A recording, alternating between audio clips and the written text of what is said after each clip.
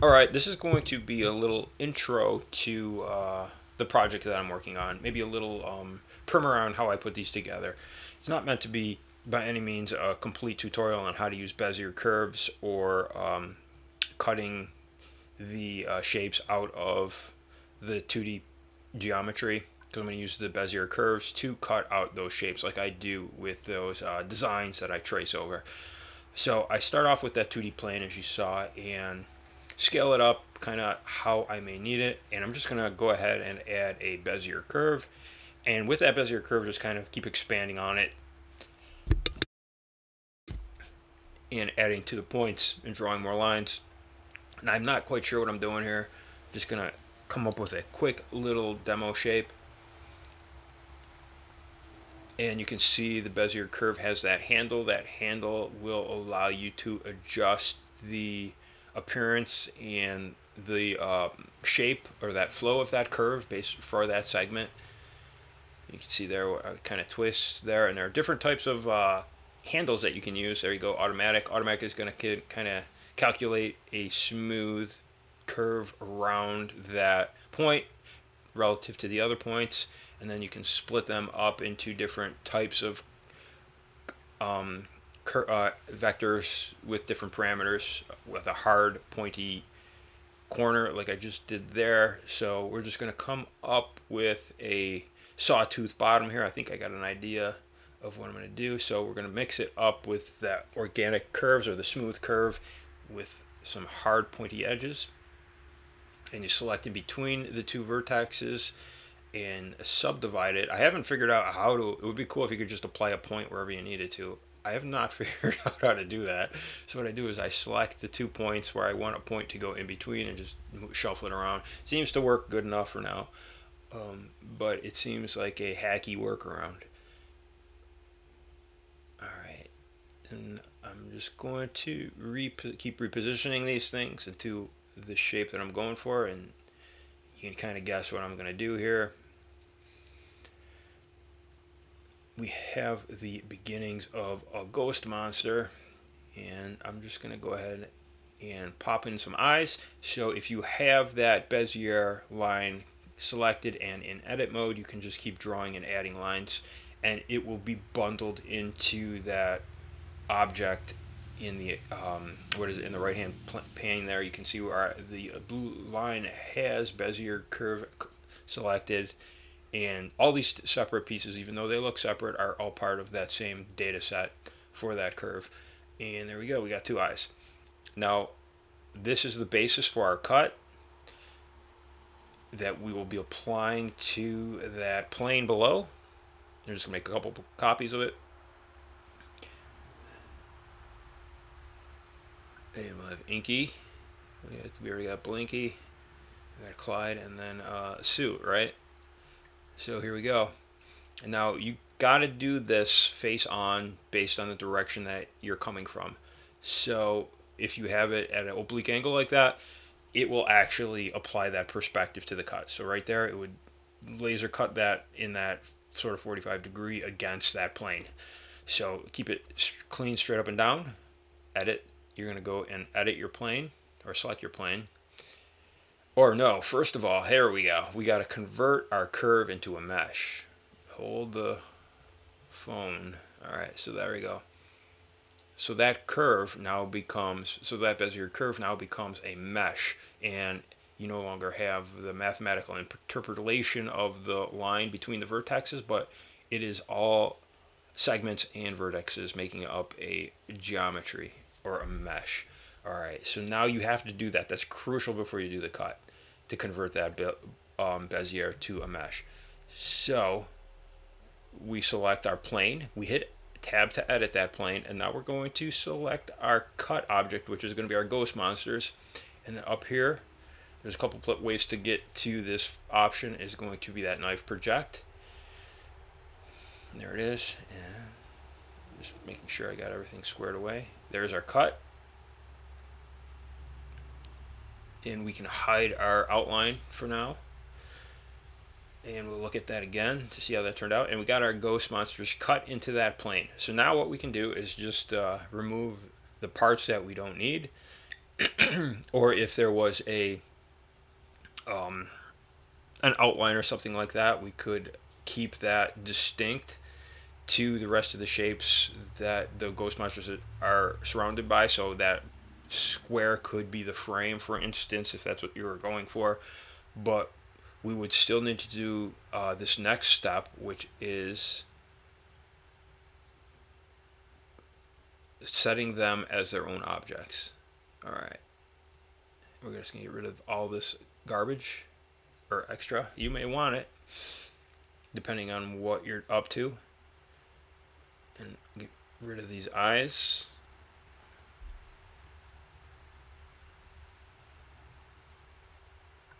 And as far as Blender is concerned, at the moment, all four of those separate ghosts are one geometry, which is fine for what we're doing. And we're going to select the faces and extrude that. There we go. Now this is what we're going to send to Bamboo Studio. In my case, you know, maybe you're using Orca Slicer or whatever, and it should all work essentially the same. All right, now the trick is to export this as an STL file. Make sure it's going to export only the selected, because you could have stuff hidden in there, as I found out a couple of times. It will export the whole file. Everything in that scene will get exported to the STL, but we just want our ghosts in there. So Bamboo will zero in, or Blender will zoom in on just what we want to export, and it's going to give us a warning about the stuff being too small, or our geometry being too small, and it'll just auto scale it up, which is fine. You can go into Blender and set up your measurements precisely and import it back and forth if you need to. Fortunately, I'm not going for that tight of requirements for accuracy.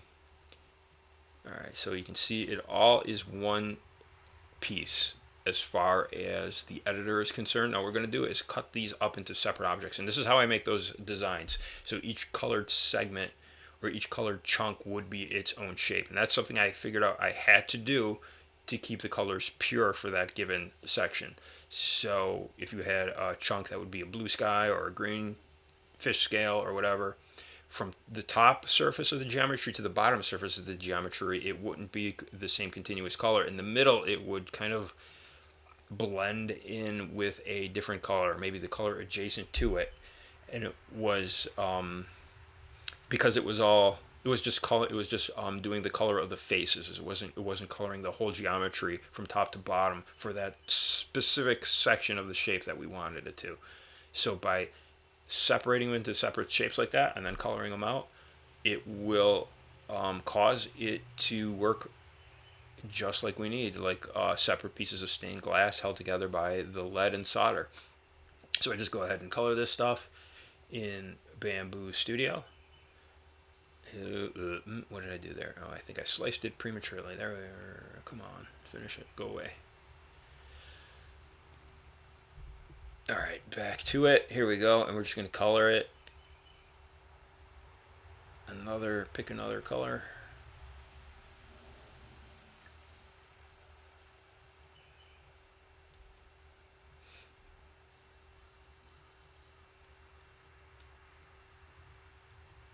All right, and you can see the whole thing is the color that we're gonna want at that point to print. We'll just do this for the rest of these guys.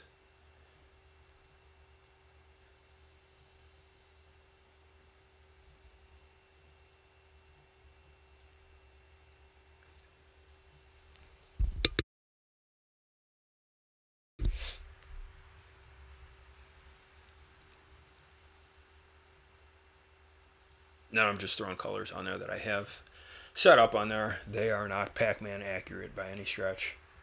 Maybe red. I don't know. Purple. Those are a purple ghost.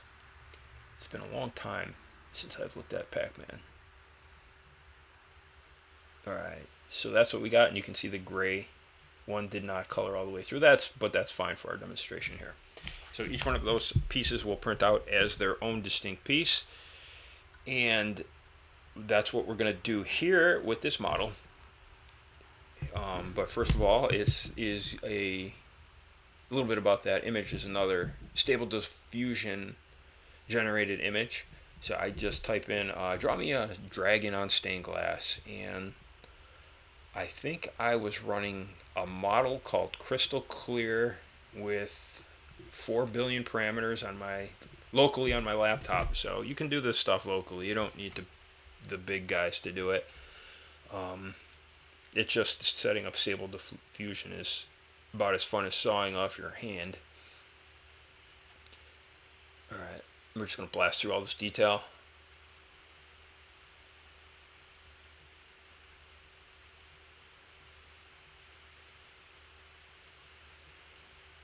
And you can see those distinct shapes. Those will be color areas that we're going to highlight once again in Bamboo Studio, like we did the Ghost Monsters. And I'm just kind of basing this. I'm kind of winging it more or less. I know what colors I have available to me and how I'm going to set it up in the printer. And we're just going to drill into those shapes to do a bit of color separation there.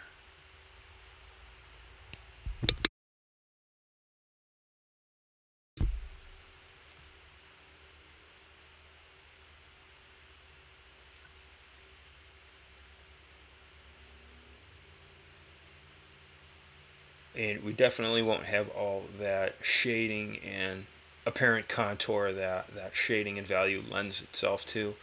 It'll be more like a comic book flat, I guess. But you can still try to squeeze out as much, squeeze out the illusion of shape by following as much of that color and varying, like a dark green with a light green and a black and then a white.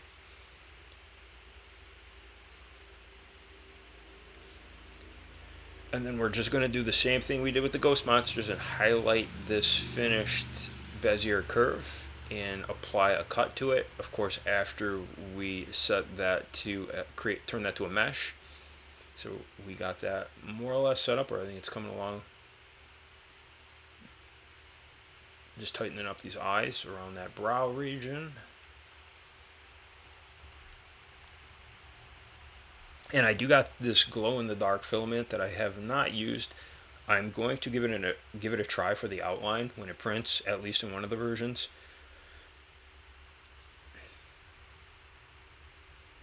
And see how that works out.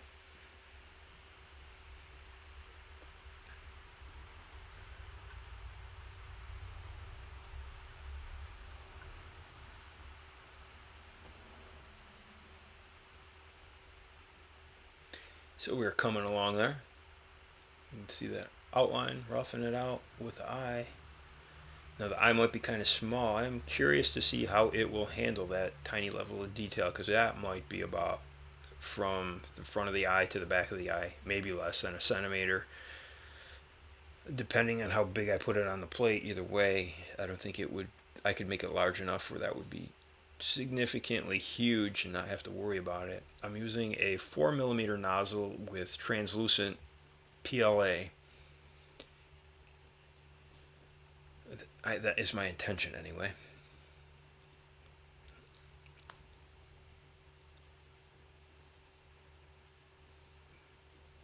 And this is all just time consuming tedium. The more you do it though, the quicker you get at it, and the less that tedium destroys your soul.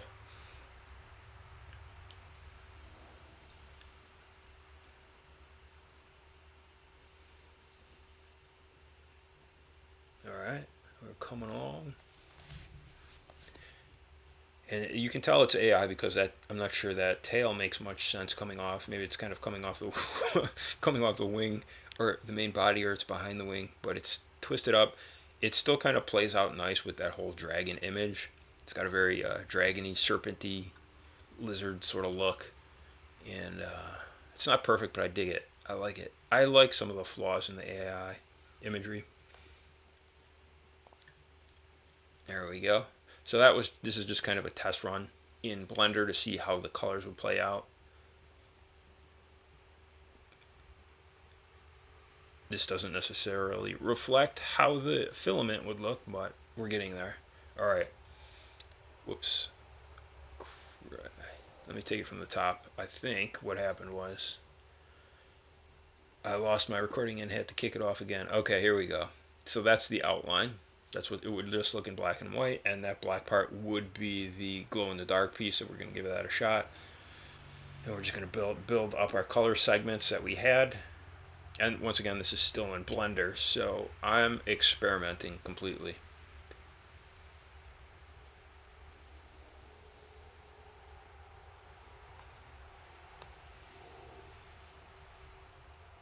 So I'm gonna keep that one for reference. That's original unextruded cut on the 2D plane, and here we go. That I'm gonna extrude or export that STL, and we're gonna work it out in Bamboo Studio. But the thing with Bamboo Studio is you have to now select each piece individually and color it, which is kind of tedious yet again. And that's why you get that blinky blinky. See what happened was I lost Bamboo Studio, conked out on me. I had to start over. And my recording got all goofed up.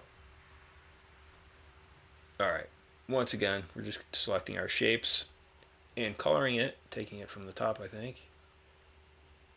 One more time.